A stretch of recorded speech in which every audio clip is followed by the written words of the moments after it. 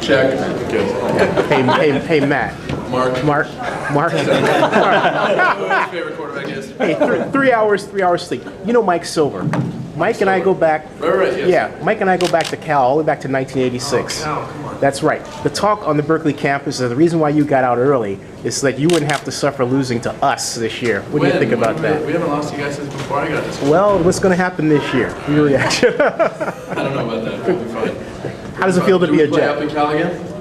Yeah, you guys come up to see us this Hopefully time. it's not raining like last time. Yeah, I was there. Yeah, sweating. yeah. It was a fun game. Congratulations to you, by the way. You did a great job, definitely. Thank you. How does it feel to be a Jet? Oh, it's really special. I'm just, I'm really grateful and thrilled that Mr. Tannenbaum and Mr. Johnson and Coach Ryan thought enough for me to make that trade and get me on the team, get me part of the Jets family. It doesn't even feel like they're a team there. You know, they're definitely a family, and it transcends football. They care about each other. So a lot of what I'm used to at SC being a part of the Trojan family. So it's a whole new deal here in New York, and I'm excited to be a part of it. At what Obviously, point? Mark, you've heard that the New York fans can be kind of rough. I heard it. Yeah. This is only the first What do you day. have to say to them? Right. So what do you have to say to them when they start to get, Well, you know, it's a long process. This is, like I told everybody, this is not an end point. You know, I haven't arrived, nothing's been accomplished yet. I've only gotten a uniform, and it's going to take a lot of practice and hard work, and, you know, I'm ready to do that. I'm a gym rat kind of guy. I'll be around the facility quite a bit. Coach Schottenheimer yet? I sure did. Yes, sir. What did he tell you? Oh, he said, hey, man, congratulations, but the work starts now. And that's exactly what you want to hear. Is You're going to get a chance to compete for the job, and that's what I'm here for. And what are you going to say to Kenyon Coleman? I talked to him yesterday. You know, I saw Ratliff in the facility today. He was headed over to Cleveland, so he was, you know, just said congratulations and good luck with everything. He said you're going to have a great home here. You're going to love it. And then Kellen, we have the same agent, so I met him before at a golf tournament for our agency at Athletes First. And I just said, hey man, I just wanted to call and, you know, out of respect to you and say, you know, I'm excited to be on the team. And he said, man, that's a first class thing to do. You're a real stand-up guy, and we're going to learn a lot from each other, make each other better, make the team better. Yeah. Mark, at what point did you feel that you were ready? In other words, what was that point in your college career? Yeah, to just come out. You know, during that decision process, I really didn't think about leaving until after the Rose Bowl, until after the season was over. I don't want to jeopardize our team or our team's success. So, you know, it was after that I sat down with my family, you know, both my parents and my brothers, my high school coach, Bob Johnson.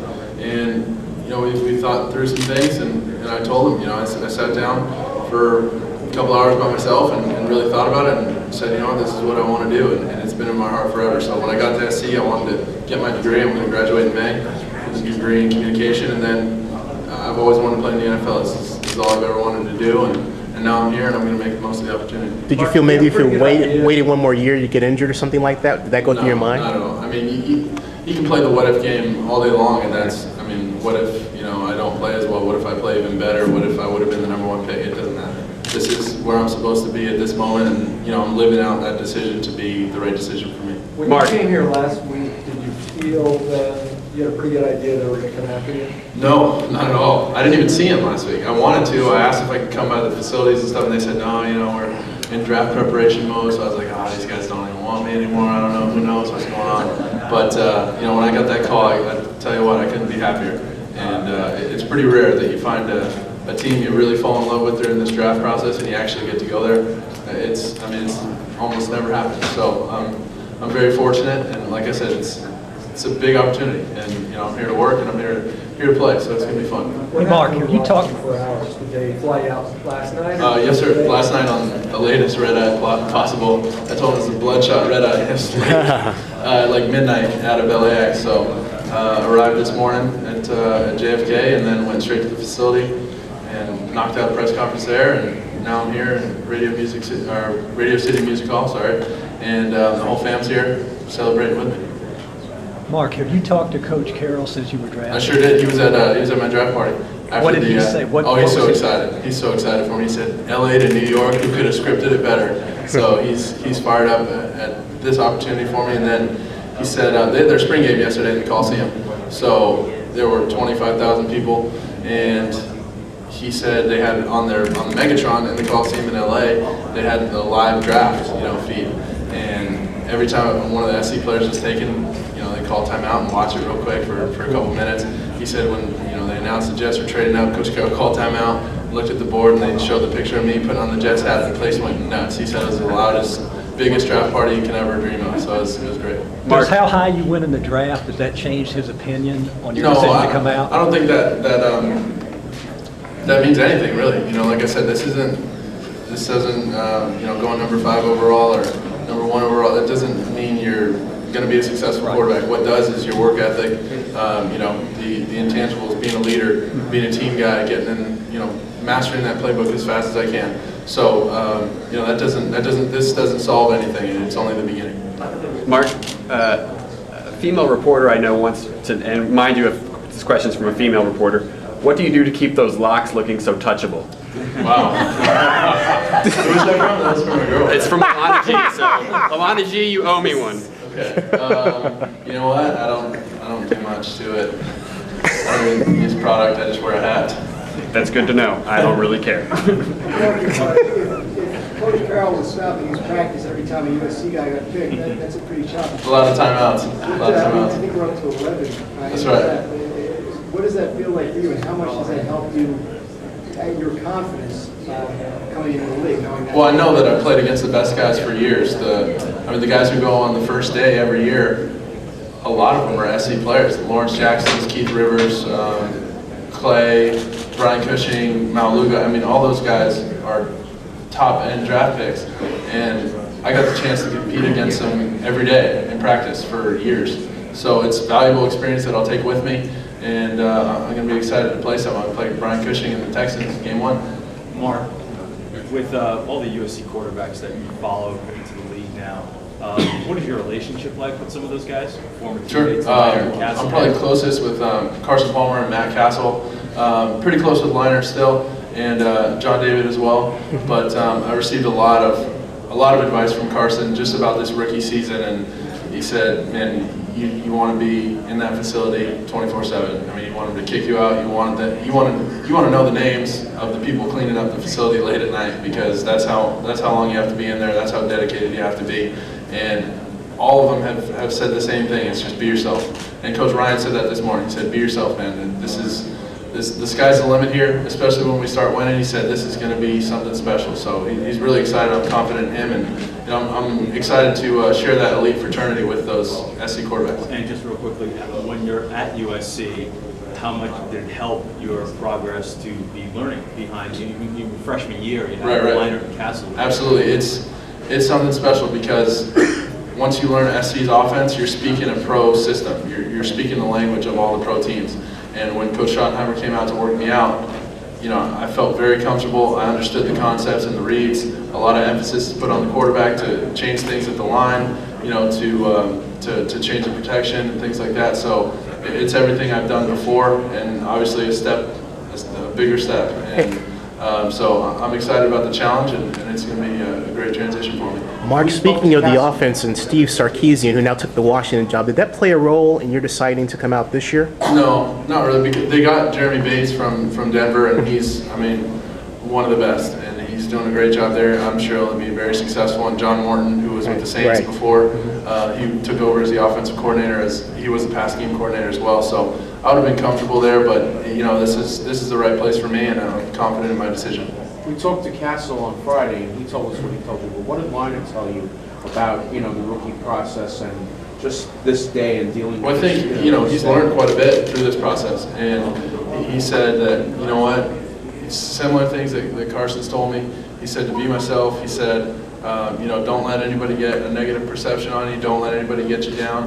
And he's learned quite a bit, like I said, and a lot of it's been humbling, because you go as a national champion, Heisman Trophy winner, and now you're behind someone who's at the latter end of their career, and he's really starting to learn about what it takes to be dedicated to a team, and I think he's got a lot of football left. He's going to be successful. Who was your quarterback idol growing up? Carson Palmer. Mark, what are your thoughts about playing in the cold weather, possibly in the snow, rain? Oh, that's fine. I love playing football. That's all I've ever wanted to do. And if I need a jacket, if I need some long sleeves or some gloves or something like that, I'll figure it out. you have a warm coat yet? No, we gotta look into that. Not today, man. It's nice outside. Yeah, it's cool, yeah. Did you have to buy the green tie, or did you have to? Actually, my Aunt Arlene, you might want to write that down. Arlene, she'll be really happy. She bought it when we were headed up to the airport last night after our little draft party, so it was great. And Mark, it seems like the more NFL scouts saw of you in the after the season, the more they liked you. Does that give you confidence going in? I mean, absolutely, but it wasn't about proving anything to anybody. It's about me playing like I always have and competing to be one of the best. And I felt like I did that. I think my attitude, my personality showed, being very competitive, doing all the drills at the combat. I mean, for me, that wasn't even a question. Throwing at pro day, they said, you know, how many balls do you want to throw? I said, I don't know, who cares? They said, well, you want to throw like 50? I was like, is that enough? You know, whatever. They were throwing like 95 balls. And then teams were coming up after, hey, throw this, throw that. Okay, let's do it, you know? Right. That's just the way it's always been for me, you know, being competitive with my two older brothers. So it really showed my personality, and I think that's what they really started to gravitate towards. That's what they really liked. What will you miss most about leaving college, About leaving college. aside from beating us? Beating Cal was fun. It was very fun. No, the Pac-10 games were great. School was wonderful. Annenberg was great to me. You know, I'm excited to be graduating from there. My parents were very proud. But I think it's the in-between time. I'm really close with the team. So when, you know, on the bus rides, on the plane rides, you know, practical jokes in the locker room, just hanging out with the guys, that's going to be one of the toughest times. But at the same time, I have a new family. I have new teammates, and we're going to have, you know, a boatload of fun here. I know that Pete Carroll is well known for his practical jokes. Do you have one that he played that was your favorite? Oh man, he our freshman year, I think for Halloween, he had Lendell White, who was, you know, he'd been known to get after coaches and start yelling in practice, and he ended up getting after a coach so bad, our running back coach Todd McNair just threw down his helmet. He said, "I'm out of here. I'm leaving." Took off. Everyone's like, "Oh, what's going on?" You know, it looked real. We thought it was serious because Lendell would be the guy to do it. You know. Like, oh my God. So everybody kind of went on with practice, and then overlooking our practice field, there's a series of buildings, and Lendell was up on top. And they had this dummy that looked just like him with a 21 jersey, SC jersey, shorts, cleats, everything, gloves, and like a helmet. And he's up on top of the roof screaming. Guys on the team, right when we were calling it up at the end of practice, they started looking at him. He's like, "I hate you guys, I hate everything." And he looks like he's going to jump off this building. People broke from our team meeting, started sprinting over like, "No, don't do it, don't do it." They threw the dummy over. People were like, "Oh." Like, you should have seen their faces. It was hilarious. And then, you know, we found out it was a dummy. And Coach Carroll took some heat in the media. It was like, "Geez, why would you do that to the guys?" But it was pretty funny and well documented. We got film of it. It was hilarious. Take one more question. You done with the cross-country flights for a little while, or you? I'll be here all week, so What's that been we'll like see the last couple of till days? Sunday. Oh, the last couple days and the last couple weeks, it's been racking up the frequent flyer miles. So it's been good though. It's fun, good experience, and I'm fortunate to be a part of this, and I'm excited to have it at home. Great. Thank you, Mark. Thanks, guys. Appreciate it. Congratulations. Thank you very much, Yeah. guys. Come on. Take it.